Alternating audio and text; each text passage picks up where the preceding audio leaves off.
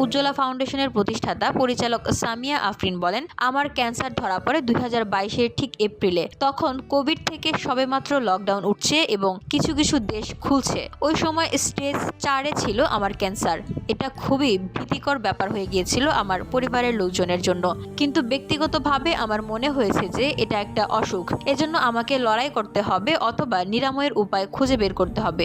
ভয় না পেয়ে কিভাবে নিরাময় হতে পারে আমি সেসব খুঁজে বের করি। যোগ করে তিনি বলেন, তখন মানসিকভাবে ভেঙে না পড়ে বরং আমি আমার পরিবারের জন্য সহায়ক হয়েছিলাম, কারণ কারো কাছ থেকে সহানুভূতিশীল কোনো কথা বা সেই দৃষ্টিতে দেখতে চাইনি। আমি সবসময় দৃঢ়চেতা হতে চেয়েছিলাম। তাতে হয় কি, এটা একজন রোগীকে আরো বেশি শক্তি যোগায় তাড়াতাড়ি সেরে ওঠার জন্য।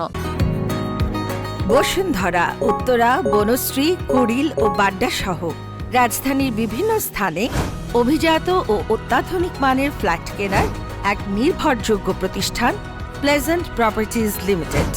তাই আপনার স্বপ্নের আবাসনের জন্য আজই যোগাযোগ করুন।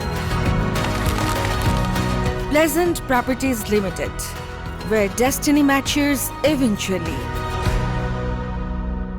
বর্তমানে নিজের শারীরিক ও মানসিক অবস্থা জানিয়ে সামিয়া বলেন, প্রতি ঘরে ঘরেই দেখা যায় একজন দুজন ক্যান্সারের রোগী আছেন। আমি নিজেও একজন ক্যান্সারের রোগী। প্রায় 2.5 বছর ধরে আমি এটার সঙ্গে লড়াই করছি। আলহামদুলিল্লাহ ভালো আছি। এই প্রদর্শনীর উদ্যোগ মূলত ক্যান্সার রোগীদের পাশে দাঁড়ানো, তাদের ব্যয়বহুল চিকিৎসায় সহায়তার হাত বাড়িয়ে দেওয়া।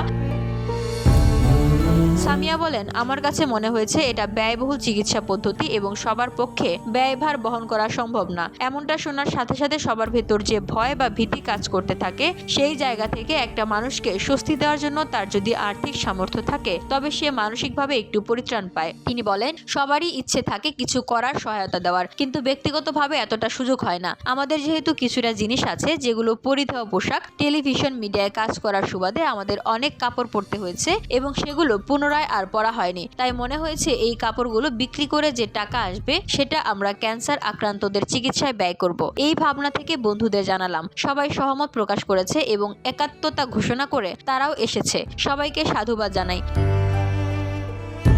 VOD Bangla news desk.